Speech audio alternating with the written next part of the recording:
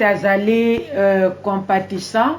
Yesu azotale la biso mabe na biso te mabunga na biso te, mais il est toujours là notre Dieu.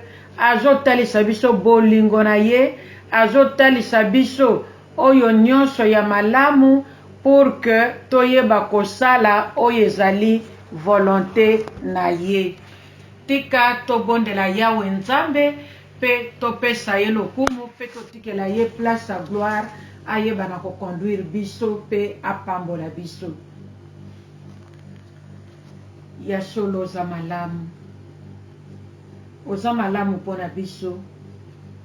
Oza malamu mpona baye nyonso batiaki eliki epai na yo. Oza malamu Yawe Nzambe mpona biso peuple na yo. Nzamba lola toye kopesa merci. Toye kopesa merci elombe mobali pona bolingo na yo Yawe, pona bonzambe na yo, pona protection na yo, obombi obateli biso toute la semaine. Oh kolala kolamukeza na ngomo mesano te. Nzambe na bibele oza nzambe oyo kela likolo na se pe ozali ko contrôler yango parce que yondo simbi mokili mobimba na sangu ya loboko na yo. Papa toye ko betelo tolo. Toye ko betelo tolo biso ba mama. Toye ko betelo tolo biso basi. Toye ko betelo tolo bisika nyonso zomi biso na pokwa lelo. Po toyebi ko lingi biso. Yawe yo kela biso nzambe. Okela biso basi na raison moko Père éternel. Oh Jésus, merci pour la faveur. Merci pour la grâce. Merci pour tozali basi. Merci pour la makambo minene pe ya kitoko Yawe. Oyo yo kana kosalela biso avant la fondation des temps. Tokoyeba ko mona ngo accomplissement nango. Tokoyeba ko vivre miracle. Tokoyeba ko tato la monene na Yesu. Tokoyeba ko lobaba ofe na yo Yesu Kristo parce que yo zali mokonzi pe mobiki sina biso. To invite yo molimo na Nzambe. Toyebi ko za deja wana. Totikeli yo place à gloire. Po yeba ko célébrer kombo na Yesu na pokwa lelo. Esengo na biso ezali ke na pokwa lelo ata mama moko pamba simbama. Ata mama moko pamba azonga na nzela na kati na bergerie na yo. Esika vie ezali pour toujours. Lokumu nkembo masanzoli tokoyeba kozongisa ngwe epai na yo. Po yo zali Nzambe na kombo na Yesu. Amen. Bana na Nzambe totondisami lisusu na esengo. Totondisami na esengo ya kozala liboso na Yawe Nzambe. Totondisami na esengo ya komona monene na Nzambe. Totondisami na esengo ya kozala liboso na micro. Totondisami na esengo ya kozala liboso na makomi na Nzambe. Pona koyeba koloba de la part de Dieu afin que toyeba kosanzola Yawe Nzambe. Bien-aimé ezali esengo ya kozala mwana na Nzambe. Kozala mwana na Nzambe eza esengo po eza lipamboli. Kozala mwana na Nzambe ezali lipamboli yango esalaka biso esengo. Yango bien-aimé nazo simbama avant tokota na émission ya pokwa lelo na kosepela nanu koyebisa biso loko moko nazoyoka matangai na motema. Eza na nzembo moko ya tango akala mena yebaka yango. Eza ba nzembo moko ba mama na biso ba yembaka, ba koko na biso peut-être pe ba yembaka yango. Balobi soki pasi ezali kokanga motema na yo. Soki pasi eleki na vi na yo. Yo banda kaka kotanga, banda kotanga le bienfait de Dieu na bomoi na yo. Je ne sais pas si je me fais comprendre. Et je ne sais pas si quelqu'un m'a compris. Nzembo ane lobi, soki pasi elati yo. Soki malade le yo nzoto. Soki pauvreté ezui esika na bomoi na yo. Soko oza na problème ya éducation ya mwana. Soko oza na problème quel que soit kombo na yango, nzembo wane lobi, yo bandaka kakotanga bolamu na nzambe. Bandaka kakotanga bolamu na nzambe. Ba mama peut-être pasi moko na pokwa lelo, ele yo nzoto, ozo kate sengo ya kopusana na radio te, po yeba kolanda émission na biso. Mais molimo santo ya yebi yo, ale kana ko fortifier ma sœur. Ale kana ko fortifier yo mon frère. Pour que tous à l'ensemble, ndenge to mesana kozala tout autour ya émission na biso, pona ko yeba ko tombola kombo ya Yesu Kristu elombe mobali na bandaku na biso. Na nzembo oyo toyoki meme, bandeko na biso, si j'ai bonne mémoire, ndeko na biso pasteur Henri Papa ayembi alobi bolamu ya nzambe leki ebele. C'est dans le même ordre d'idée na likambo na uti kolobawa. Ça veut dire que bolamu ya nzambe leki ebele na bavi na biso bandeko. Soki na lobi na tanga bolamu ya nzambe banda na botama kino lelo na koka kotanga ngo teleki ebele. À chaque minute, à chaque seconde, nzambe aza présent. Il agit, il protège, il fait, il bénit. Donc, azo sala nyonso. Nga nazomona, ma réalité ce n'est pas moi. Mais c'est l'amour de Dieu. C'est la bonté de Dieu. C'est la faveur de Dieu. C'est la grâce de Dieu. Yango to pusani, pona ko yeba, ko continue. Na mama likamona biso otobandaki depuis la semaine passée. To intitulaki mama likamona biso tolobi ke tozolobela sur l'intégrité. To mekaki na kotalisa intégrité angwezanini. To mekaki kotalisa tolobaki l'intégrité paye. Mais intégrité ango tolobaki ke ezali honnêteté, ezali bonne moralité, fidélité, pureté, sainteté, ezali justice. Na tango toyaki epa na nzambe ba mama, topesaka vi na biso epa na Yesu. Tolobaka Yesu na pesi yo vi na nga. Yesu na kabeli yo bomoi na ngai. Zala nzambe pe kolo na ngai. Tambwisa bomoi na ngai. Sala na nga oyo yo lingi. Ezala lisusu nga te. Décide na place na ngai. Yo ndezwa décision pe talisa ngai. Oyo yo comme décision pengana sali lango. Mais est-ce que kino lelo bande konanga ya basi toza honnête et pas na nzambe? Est-ce que kino lelo toza honnête, toza fidèle na maloba toyebisaki nzambe? Est-ce que lelo tozali pur, to garder pureté na biso et pas inonzambe? Est-ce que lelo to garder justice na biso vis-à-vis na nzambe oyo oya kelanga na yo à sa ressemblance to pene lilingi na ye? Je crois que réponse kaka yondo yebi réponse nino kopesa na yawe nzambe. Nga pe na yebi nini na ko répondre na yawe nzambe na ngai. Tika molimo santo na nzambe ayeba kosunga biso. Bande kotolobaki ke na kati ya likamu na biso tozalaki na deux exemples ya batu.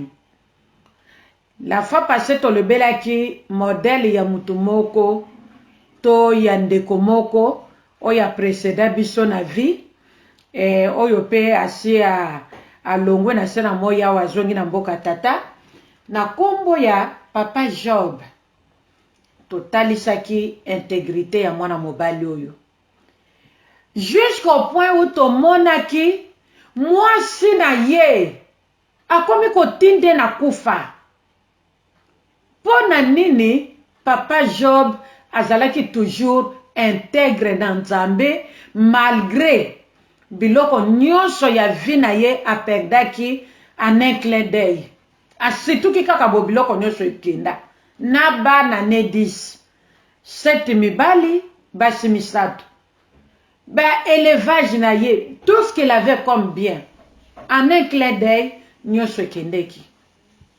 mais Bible toyekolaki histoire à Job dans chapitre 1 tolobaki que Job atikalaki intègre jusqu'au point où moi ça qui koyebisa mobali ti lelo yo ozaka ka ko garder ozaka ka nzambe mutapesaki nzambe mutazwaki lakela kaka nzambe mabe comme ça yo kufa mama tolobaki que moi si il y a Job azalaki moi si bololé.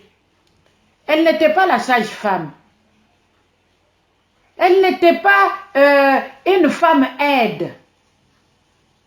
C'était une mauvaise femme. Moi, c'est ninango ya sage ya boanya aide nini ango. Akoiko luka liwa ya mobali na ye. Même so mobali ango na ba bien. Même so bana basi bakoli. Ataku tubaza mike. Moi, c'est nini yango. Banda jo wana na zo mi posa ba question na zo ba molimo santo aza bien. Tina tanga que histoire ya Job. Nana comprenate que moi si ya Job azaki bololé jusqu'à ce point-là. Le la matériel les a lisouté. A bossa dit que c'est Dieu qui avait tout donné. Parce que toyoka te que maman ya kende ko teka na winzi. Toyoka te que maman ya kende osala bilanga. Ça veut dire que c'est Dieu qui les avait bénis. Ça veut dire que tout ce qu'ils avaient venait de Dieu.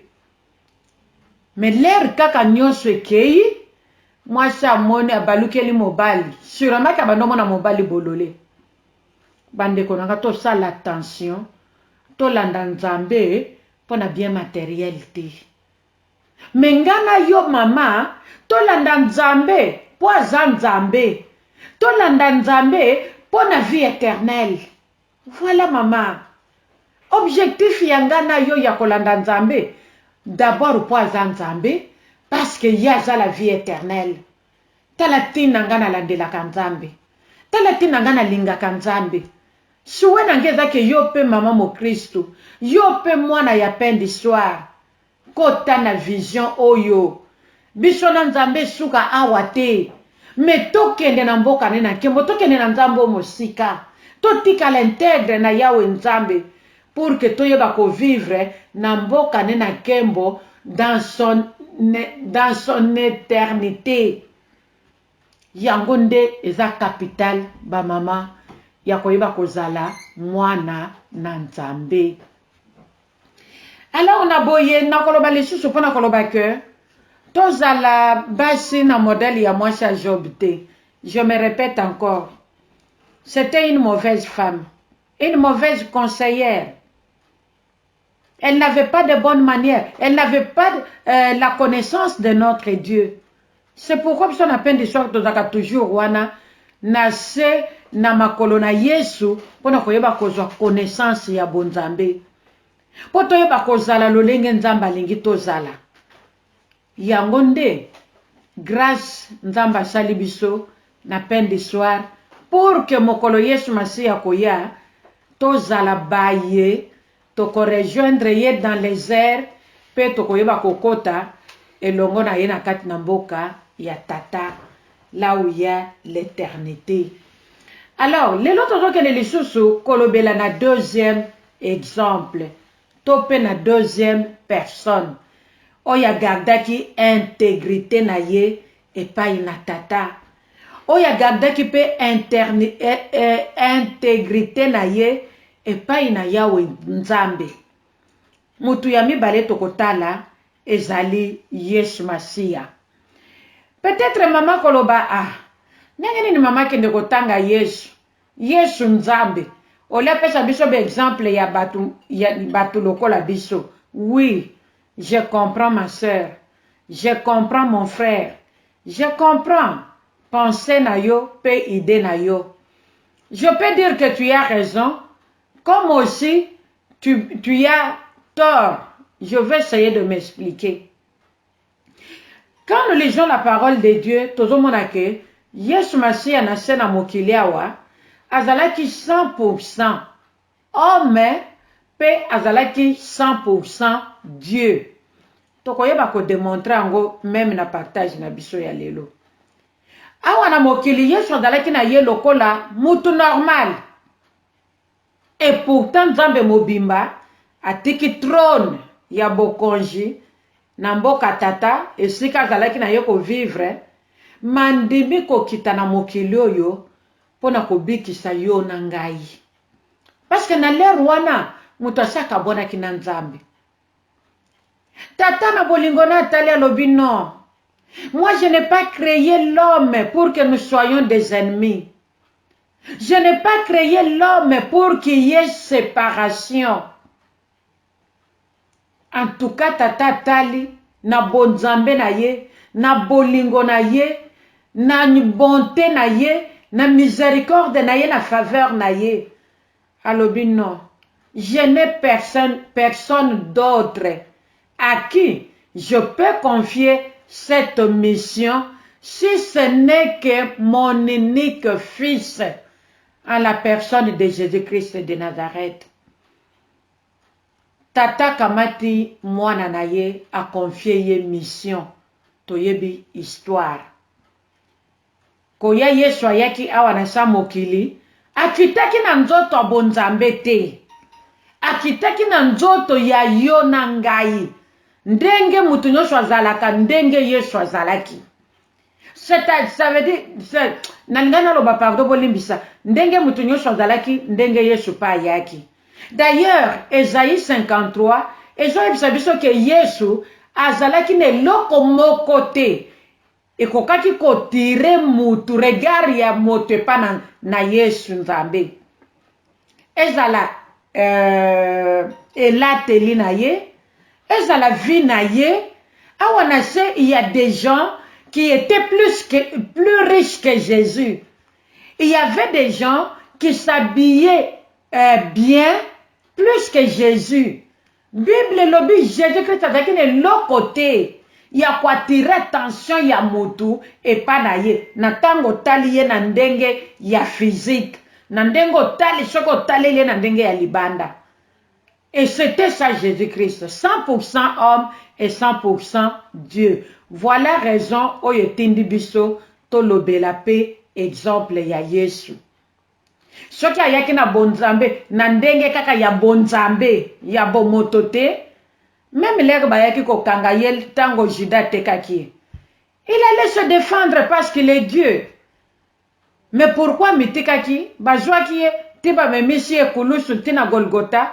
Pourquoi? C'est parce qu'il avait cette chair que nous avons. Andima ki pe likambwana. Parce que c'était la mission oyo tata tindela kiye awanase pe yandima kikoya. Comprenons que tozuye na sens wana. Alors, tango tozo tanga makomi na Nzambe na Matthieu chapitre 4 verset 1 tina 11 tolobi Matthieu chapitre 4 verset 1 kino na 11 bazoyebisa biso to tozomona ezali message oyo ezolobela biso sur la tentation de Jésus tope komekama ya Yesu Christ. Par là nous comprenons, nous confirmons ce que nous venons de dire tout à l'heure. Satan akoyi komeka Nzambe mokonzi pe mokeli na yete. Mais Satan atantaka mutu. Si Jésus n'avait pas ce corps, oyongana yo tozanango, Satan n'allait pas s'approcher. Et tout ça, c'était dans le plan divin. Nzambe tata yebaki, ke mwana nanga oyakei, aokutana na libanga. Na yebika okutana na libanga. Tata yebaki. Yesu pa yebaki po azanzambe. Il n'était pas ignorant de quelque chose. Alors, tozomona kezalaki komekama ya Yesu Christ. Tope tentation ya Jésus. Bible ezoyebisa biso ke sima ya kogene 40 jours na 40 nuits Satana ye komeka Yesu. Bandeko toyoka somo na kabakata ya likambo. Après avoir gêné 40 jours na 40 nuits, diable ye wana nyoka abendani apusani place Jésus azalaki. abandi ba numéro na ye, abandi ba film na ye, abandi ko boaka venin na ye. Soki ya solo zali mwana na Nzambe, bongola mabanga oyo mapa pe olia. Satan savait que Jésus avait faim.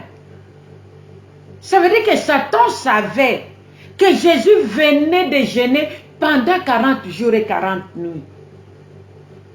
Jésus n'a pas jeûné seulement la journée. Et le soir, ndenge biso atoto salaka na poko tomeli ata tia maya tia rouge na mwa lipa te zanga mateka. Non. Jésus lui avait jeûné et les journées et les nuits sans rien prendre. Même pas une goutte d'eau dans sa bouche. Comprenons bien, bien-aimés dans le Seigneur, l'amour qu'avait Jésus pour toi et pour moi.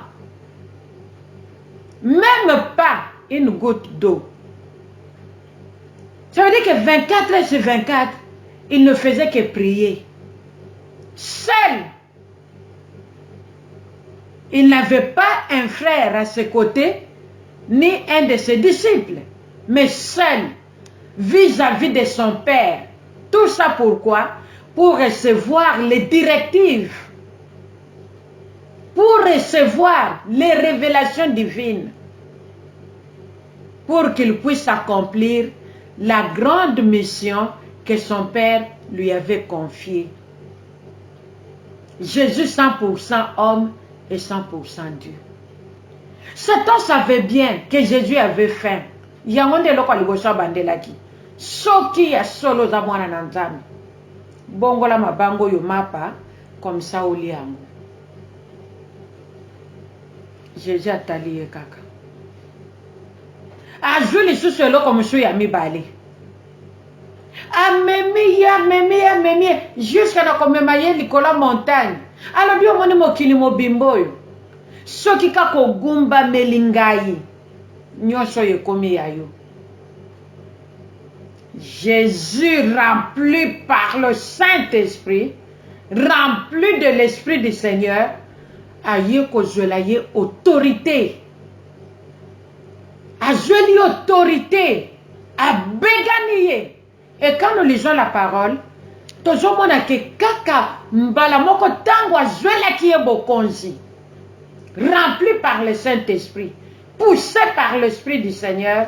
Satan baluka ki lisu na simate pona koyeba kozonga kobakisa quelque chose de pana Yesu. Ta la victoire yelombe mobali. Satan longa, Yesu alonga Satana. Satana kenda azongela Yesu 2 fois te. Il avait vite compris que ce qui n'a tia mutu makasi olie kutuna rampe na mabele awande fena ngezwami.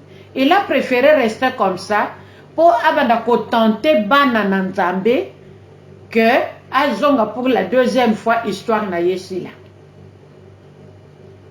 Dans la intégrité, il y a Jésus-Christ moto. Dans la intégrité, il y a Jésus-Christ. En tant que mutu, lokola yo pe lokola nga. Tentation ya likolo makashi. Wane zaki penda suku analibanga. Mais Yesu abengani Satana, abengani nyoka, azweli autorité. Pona koyebise ke ngana za Nzambe. Ngana za Nzambe, tu n'as pas ce droit-là de me parler, même d'ouvrir ta bouche devant moi. De quel droit tu peux t'approcher de moi pour me parler? Toi, mon ennemi. You ennemi nangai. Courage ni nozui ya kopousa na pembeni nanga. En quelque sorte, ferme ta bouche.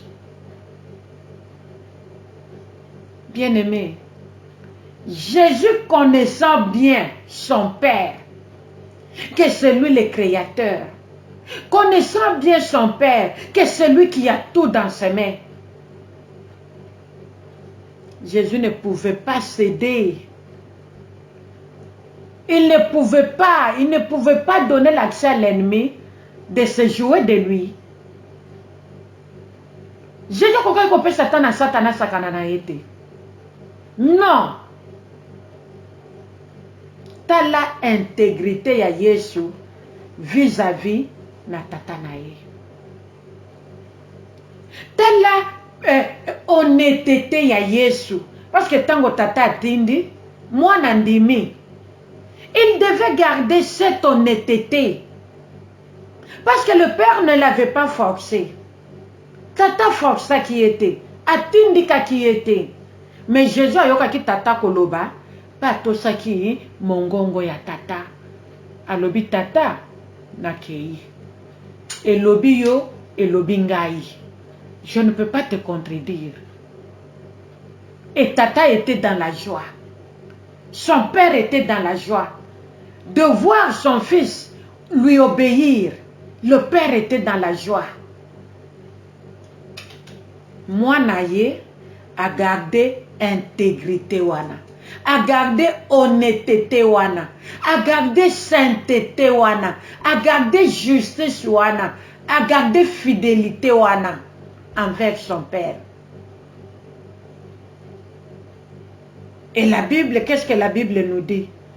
Comme nous le savons bien aimés, Jésus garda son intégrité vis-à-vis de son père. Et son père, pardon, l'éleva et lui donna le nom le plus grand, devant lequel tout genou fléchit et que toute langue confesse que Jésus-Christ est Seigneur à la gloire de Dieu le Père. Et ça maloba toyebi to tanga kango na Philippiens 2, 9 à 11. Moi na nzambe nyonso sengeli ayeba maloba wana. Après avoir gardé son intégrité vis-à-vis de son père, Bible zoyebisa biso ke nzamba tomboliye. Nzamba komisi Yesu mutu munene atomboliye apese kombo oyo eza likolo ba kombo nyonso. Pour que liboso ya kombo na Yesu mabolongo nyonso efukama. Pe minoko nyonso etatola que Yesu Masiya azali mokonzi à la gloire de Dieu le Père. Bien-aimé, l'intégrité paye. Bosembo efutaka. Honnêteté efutaka. Nzambe tata futi Yesu. Nzambe tata beteli mwana netolo. Alobi mwana nanga longi. Yaka mon fils bien-aimé. Nakotiko boyete.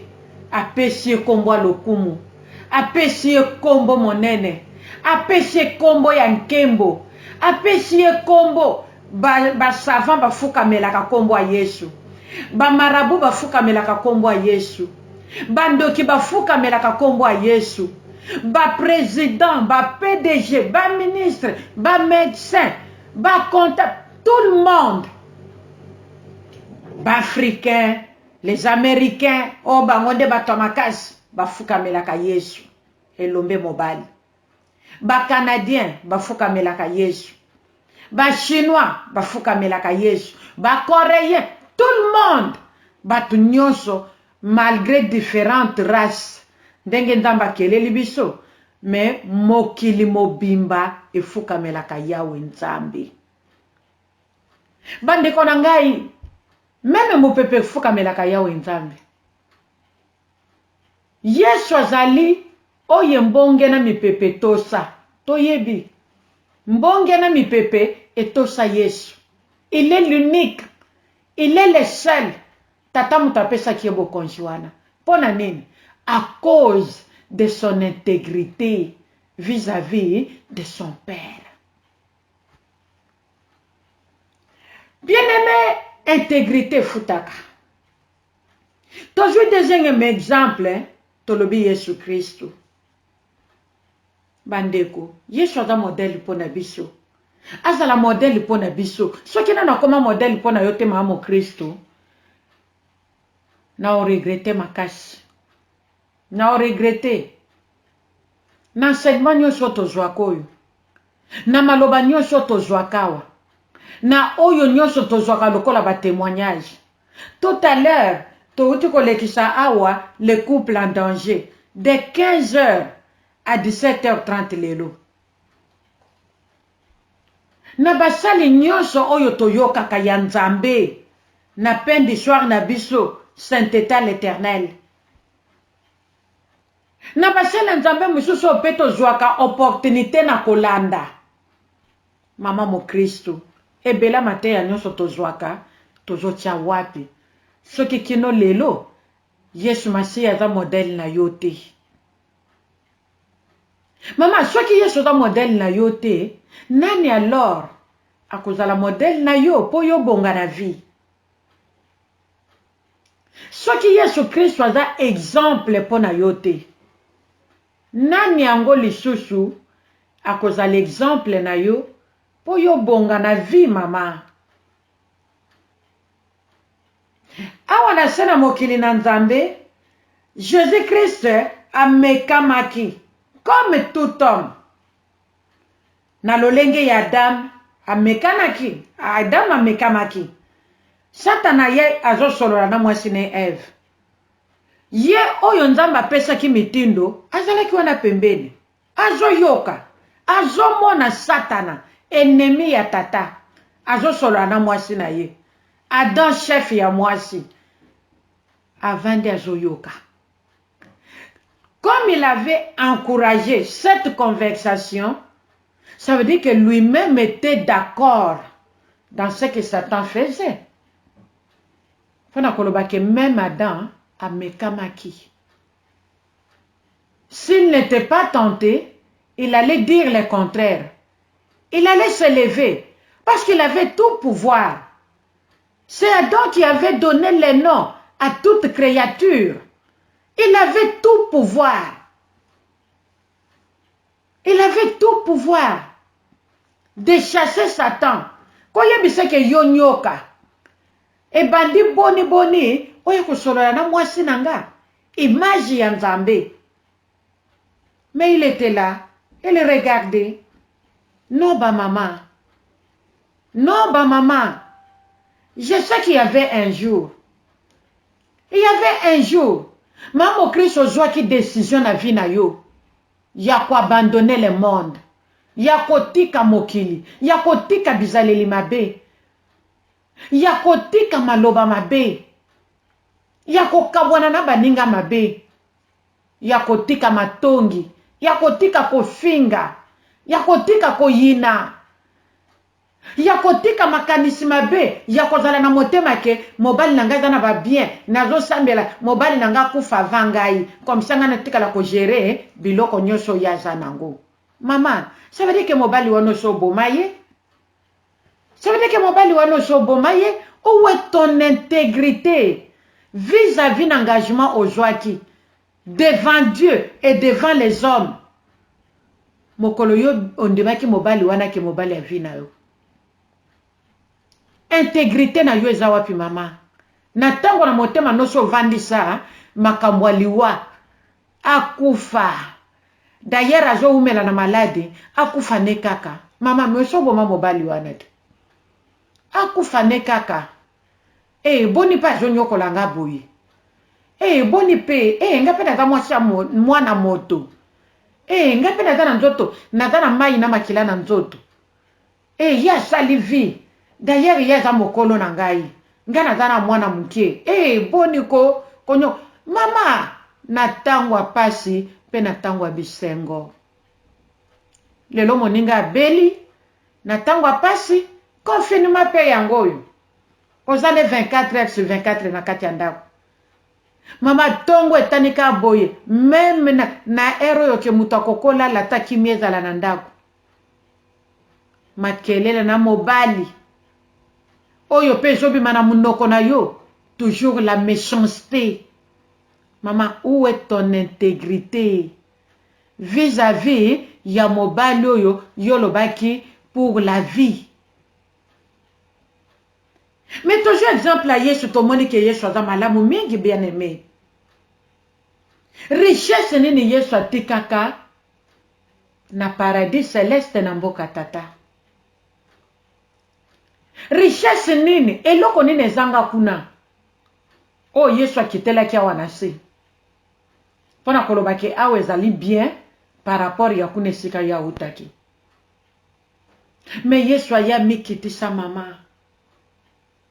Yesu aya mikitisa. Alobi na kosepelisa tata. Alobi na kosabola papa na ngati. Na ofengisa kombo a tata te.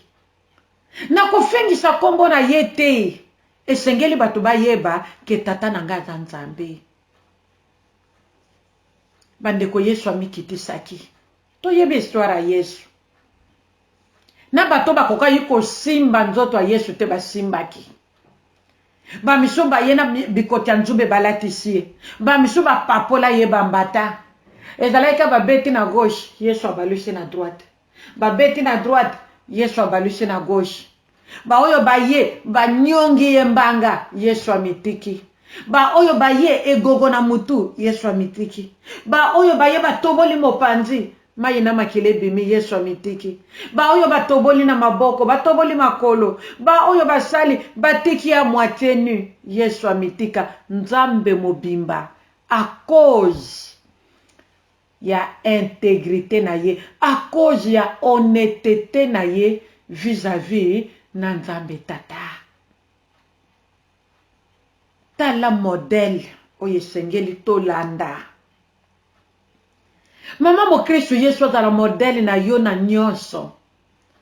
Yesu azala exemple na yo palpable. Maloba na yo ya butu na moi. Mama Yesu azala exemple. Maloba na yo ya butu na moi ezala ya kotuka motema na Nzambe te. Mama komema Nzambe na regrete. Abanda ko regrete pourquoi akelaka yo mwasi, pourquoi akelaka yo moto. Non mama. Komema Nzambe na regrete. Mais sepelisa plutôt motema na Nzambe na nyonso. Bandeko nanga toyeba ko garder intégrité na biso na mabala na biso. Quel que soit minga yakoba oyo tokoyi kokutana nango, mais totalela Nzambe. Totalela Nzambe. Tokimele pai na ye. Akozanga te bolamo akosalela biso. Parce que lui, il est la solution à tout problème. Jésus ne manque pas de quoi nous donner. Il ne manque pas de quoi nous faire du bien. Parce qu'il est Dieu. Il est l'unique à son genre. S'il avait accepté de faire ce qu'il avait fait, selon Matthieu 4, 1 à 11, c'était juste pour nous donner, pour nous tracer une ligne de conduite. Toyebake nakoyiko tambola awa te esengeli na kende boye na landa modele ya Yesu kolope mobikisi na ngai. Ba mama l'intégrité paye. Mama yeki libala atiena mutuna yelo kwa na bali na mois de janvier. En tout cas au plus tard na mois de décembre na bota mwana na ngai ya liboso. Tala désir mama Kristo azaki na ngona motema. Tala désir moi Seigneur azaka na ngona motema tango abalaka. Mama boti mwana liboso, aboti mwana mibale atikali intègre na maloba na Nzambe parce que Nzambe tango abalisi Adam na Ève. Alobaki na bango soyez féconds tango a créé bango oui. Abalisi bango pe. Alobi na bango soyez féconds, multipliez-vous et remplissez la terre. Ça veut dire que moi si nyonso tango azobala, mobali nyonso tango azobala, azoyeba ke après tout au plus une année nazobota.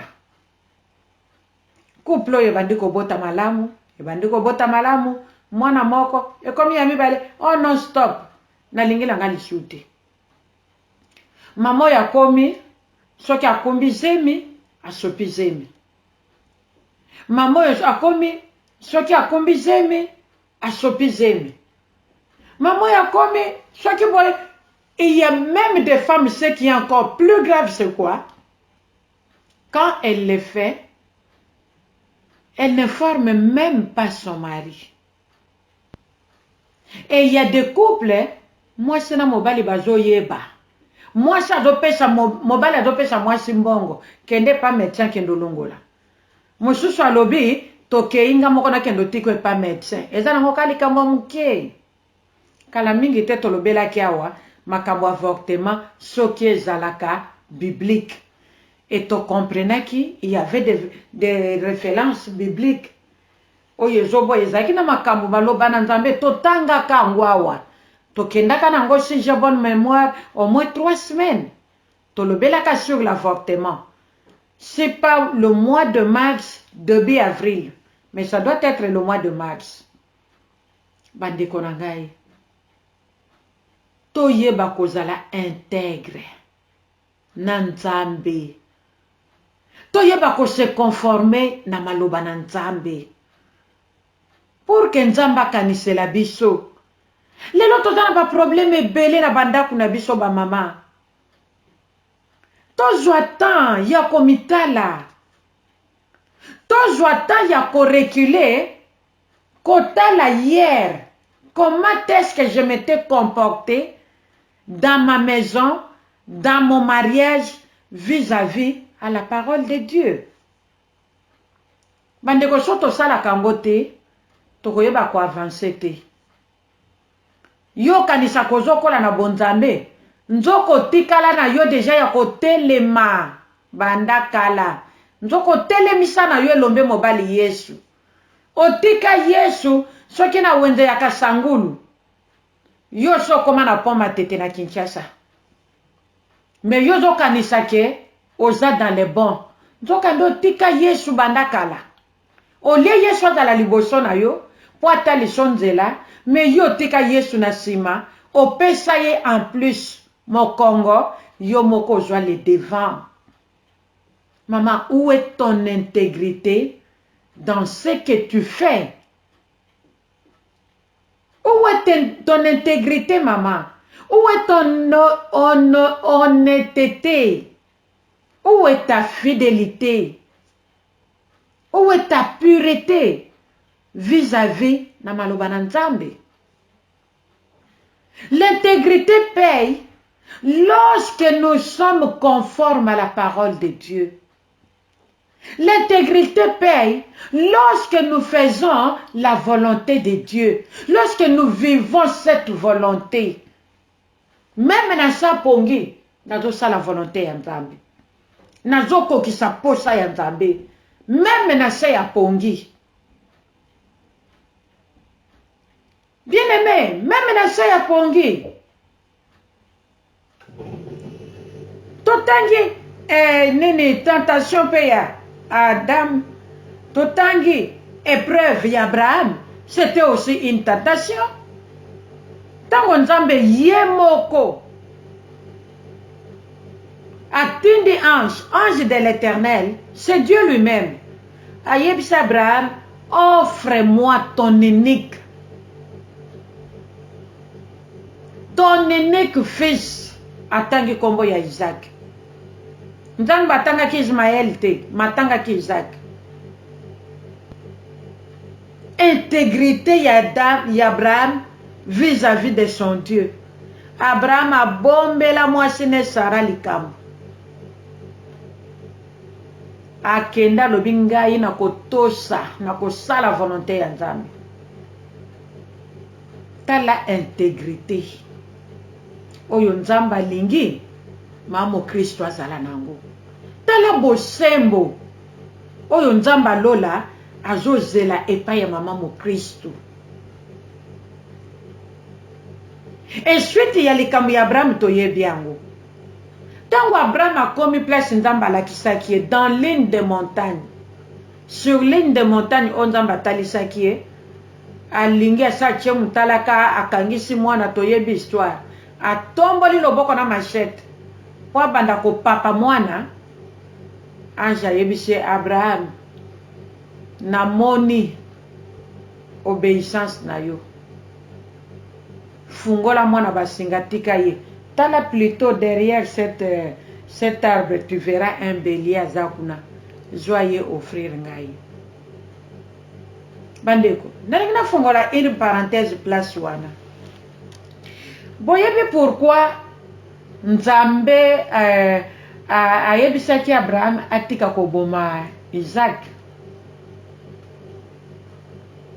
C'est parce que sacrifice oyo Nzambe azalaki nango besoin, c'était le sacrifice Jésus-Christ son fils, son unique.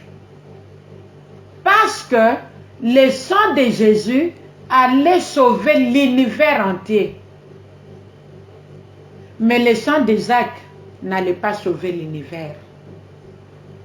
Et Dieu, dans son amour, s'était dit, ezalaki kaka tentation, ezalaki kaka épreuve, tika mwana vivre, tika mwana sepelisa bino, c'est un cadeau que je vous ai fait. Botika ye, ce n'est pas lui. Nalingaka na yeba, soki okolinganga lisusu. Bandeko, supportons Dieu tel qu'il est. Aimons le Seigneur tel qu'il est. Bandeko, tokangama na Nzambe oyo na lolenge azali, parce que azaka une erreur te. Il permet que les tentations nous arrivent. Après ces épreuves, après ces tentations, sachant qu'il y a de bénédictions qui nous attendent. Ceux qui ont biloko étaient bien aimés, toko perdre notre temps inutilement. Nous devons comprendre les choses de Dieu qui sont sacrées pour que nous soyons bénis. Nzambe akeli biso pour un plan de bonheur et non de malheur. Jérémie 29, 11. Nzambe akeli biso pour un plan kitoko, mais il n'y a pas cité. Ceux qui passent ces oya, Nzambe alala kata nimbaka te. Il voit tout, il connaît tout, il sait tout. Maman, remets seulement ton sort entre les mains du Seigneur. Demande au Seigneur sa paix, sa joie, son amour, sa force et son courage. Pour que yo tikala o persévérer, o tikala ferme dans ton intégrité, dans ton engagement. Pour que si ma épreuve wana, yo mona loboko na Nzambe. Yo mona loboko na Nzambe mama. Yo mona lipambo liko ute pa na Nzambe. Bandeko oyo Nzambe asalaka ekamusaka bato. Oyo Nzambe asalaka ebimisaka bato pincholi na miso. Mama soki nano moni muto azolela na esengo te. Mama sala expérience wana na vie na yo moko. Nzambe aosekisa yo. Nzambe aosekisa mama. Nzambe aosekisa Sara. Azana bomoi, abongwani te. Nzambo ya sekisa Sara na âge à 100 ans. Bande konanga, ye oyo nde tozote ya na pokwa lelo. Nzambe wana tana bomoi.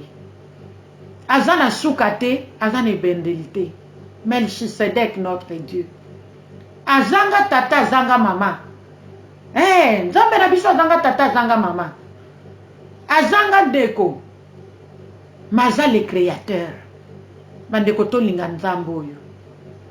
To linga Nzambe oyo. To changer lo lenge na biso ya ko lingela Nzambe.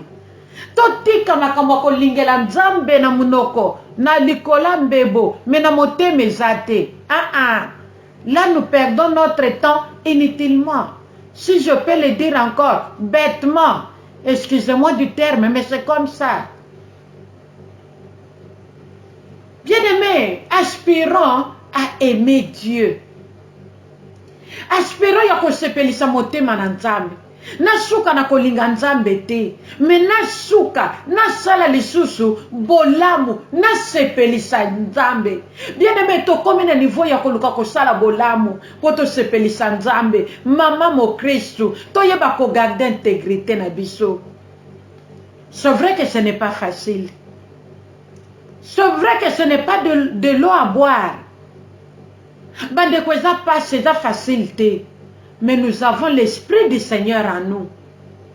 Laissons la place de gloire au Saint-Esprit. Qu'il siège en nous pour toujours.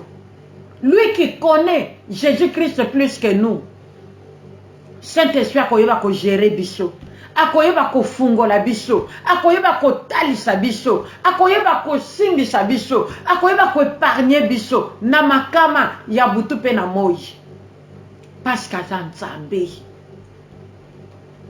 Objectif na yo nanga ezala que intégrité na biso toyeba ko simba ngo na maboko mibale. Maman, qu'il pleuve ou qu'il neige, pas si toi sengo maman nangai. Kobosana oyo yebisa Yesu te. Kobosana oyo laka Nzambe na yo te. Aza mobola te. Boni to sala ba veu pa na Nzambe, lelo to kokisaka ngo lisu te. Où est ton intégrité?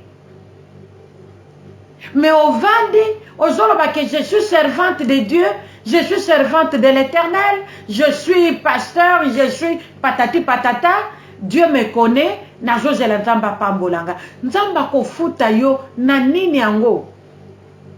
Na nini yango? Tango yo oniye, yo moko malobo yo bimisaki na munoko na yo. Quand tu avais pris tes engagements, est-ce que le Seigneur t'avait forcé? Il t'avait obligé? Moi, je ne crois pas. Nous avons un Dieu doux. Nous avons un Dieu doux. La douceur, c'est notre Dieu. C'est ses qualités. Notre Dieu est doux, bien-aimé. Il ne nous oblige pas. Il ne nous force pas. Bisomoko. Nzambe nga nako sala boy. Nzambe nga nako sala boy. Ngambe ngai nako soutenir ministère wana. Nako soutenir nako sala boy. Nzambe kiko yana yo. Nga nako zalaka toujours wana. Mama bando joa décision wana. O réalisa maloba wana combien de fois? Combien de fois ma soeur? Combien de fois mon frère? Yo joa landa biso en couple. Bino batu bozo landa biso en famille.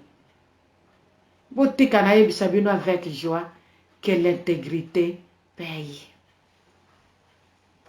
Nzamba tomboli Yesu. Atomboli likolo na bakombo nyonso. Apesi kombo lokumu. Nzamba komisi Yesu mutu munene bandeko. Négligé par tout le monde. Qui pouvait s'accrocher de Jésus? Si ce n'est que baoyo balanda ki opona mapa mitano nambisi mibale. Si ce n'est que bayobazaki kolanda ye pona ba miracle. Abagana ko mona bikisi mutu. Ngape na okendela kende ko bikisama. Akangoli mutu. Tika ngape na kende akende ko kangolanga. Asekwisaki kuna. Tika ngape na kende akende ko sekwisangai. Batu balandaki Yesu avec profit. Ça ce n'est pas bon. Ça ce n'est pas bon. C'est là où nous avons l'habitude ya koloba na émission na biso que vie chrétienne ezali vie ya mutu yemoko vis-à-vis na Nzambe. Ezali vie ya mutu nyonso te. Eza vie ya masi te. Nga moko na Nzambe. Boni tomona kalelo. Camarade ke église te na téléphone toyokani. Lelo na lali bien te. Lelo modèle neige kwei. Lelo malile eza libanda. Balobi ke température eza ya kokita. Lelo na kena ngate. Ok, ngape na kena ngate. Comme ça na kendeka semaine prochaine. Et ainsi de suite. Non. La vie chrétienne ezali vie ya mutu yemoko na Nzambe. Parce que Nzamba lingi. Ngana talise ke naza intègre. Yo talise ke oza intègre. Biso nyonso to talise ke toza intègre. Na tango yo za intègre, ngana za intègre, ya za intègre, bango baza intègre, biso nyonso to komi intègre. Tozo koma une force. Bien-aimé, l'intégrité paye. Bible lobi na biso na Matthieu 4:4. Tango Jésus a lié autorité, Bible lobi que alors le diable laissa Jésus. Et voici que les anges s'approchèrent de Jésus pour le servir. Tango Jésus a longi tentation bandeko. Diable accueilli, pe ba ange ya Nzambe, ba ange lu ya Nzambe, ba ye na service ya Yesu, ba ye ko servir elombe mobali parce que alongaki. Tope alongi Bien-aimé, tozomona comment et combien l'intégrité paye. Bien-aimé Bunda, na oyo ezo nyonga yo, na oyo ezo lelisa yo, kanga motema bandeko, luka nzambe, kangama na nzambe, tingama na nzambe, okomona loboko na nzambe kosala na kati na bomoi na yo. Bible ezoloba na biso résister au diable, il fuira loin de vous et vous garderez votre intégrité. Alléluia. Tokima, to résister, to boya moyini, aya na ba masengi nya na ye, to pe na ba tentation na ye, to boyango, to résister ye, to ndimango te. Etango biso toko résister, ako kima mosika na biso. Parce que ye pa kimaka tango to tindaka moto ko, akimaka. Ako telema te, tango yo ko tinda moto, ako kima mbangu. Ako kende. Et tango yazo kende, biso toko yeba ko bomba intégrité na biso na nzambe. C'est ça vraiment le temps favorable pour nous de chercher le Seigneur comme Jésus.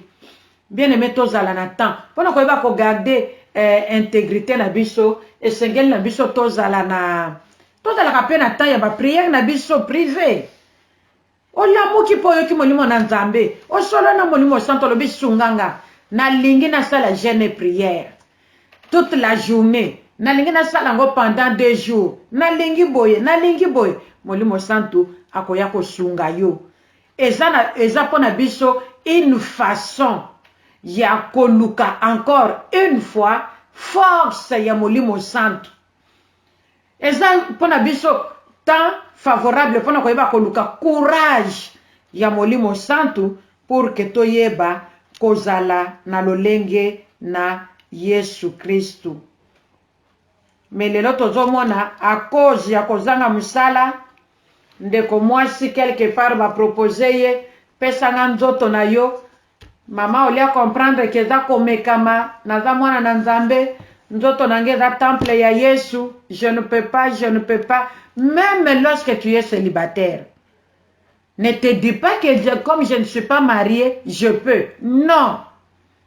Maman comprendre que c'est tentation. So ba pimelo musala à cause ya tentation ya modèle wana. Mama tika zonga na ndako. Chama bolongo na se lelela Yesu lombe mobali. Yesu akopeso musala. Pona nini otikali intègre. Bomba kimoseka na yo. Milati sa ciseaux. Zela les grands jours, les jours de ton mariage. Mobali na ko yeba ko pambola nzambe, pa ko yeba ko offrir cadeau na mama na papa na ba parents na yo pona koloba ke na bali véritablement une femme selon Dieu et pour la gloire de Dieu. Ya solo bien-aimé, je crois que toyoki na bokebi nyonso pe topamboli kombo na Yesu Kristu. Ezala masapo apamba te toyoki, mais ezala lipamboli po na yo. Esalo bolamu. Emema yo dans la profondeur de notre Dieu. Pe tokoyeba komona